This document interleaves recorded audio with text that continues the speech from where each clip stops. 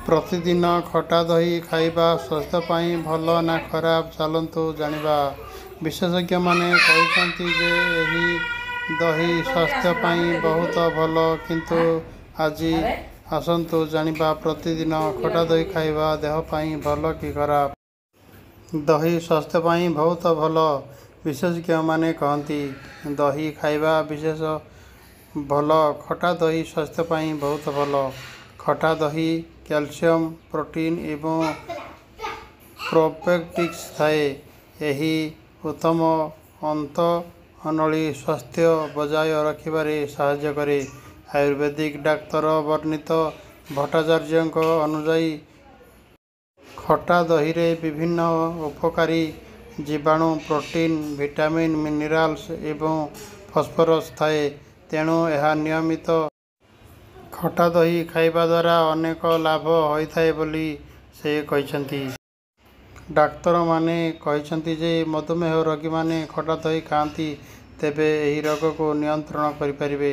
शरीर रे उच्च रक्तचाप को नियंत्रण करुथिबा बेले यह रक्त रे खराब कोलेस्ट्रोल स्तर को मध्य ह्रास करिथाए। खटा दही रे उपकारी बैक्टेरिया थाए। यह अदृश्यता, कोष्ठकाठिन्य, अम्लता भली समस्यारू मुक्ति देइथाए। खटा दही मध्य पेटरे अल्सर हेबारे आशंका कम करिथाए। भजा जीरा मंजी सहित मिश्रित खटा दही खांतु। जदि आपण प्रतिदिन दही नियंती तेबे आपण किछि दिन मध्यरे सहजरे ओजन ह्रास करिवे।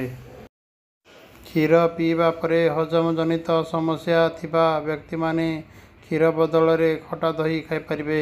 खटा दही रे नियमित खाइबा द्वारा हजम प्रक्रिया कमी जाए एवं रोग प्रतिरोधक शक्ति बढ़ी जाए। खटा दही रे कैल्शियम एवं विटामिन डी भरपूर थाए। यह हाड़ एवं दांत सृष्टि करिबारे मध्य सहाय्य करे, किंतु महिला माने खटा दही आवश्यक करती कारण सेमानक क्षेत्र रे कैल्शियम अभाव अधिक देखा जाए। भिडियोटी भल लागिले गोटे लाइक करंतु एवं आपणक मतामत कमेंट रे निश्चिंत लिखंतु।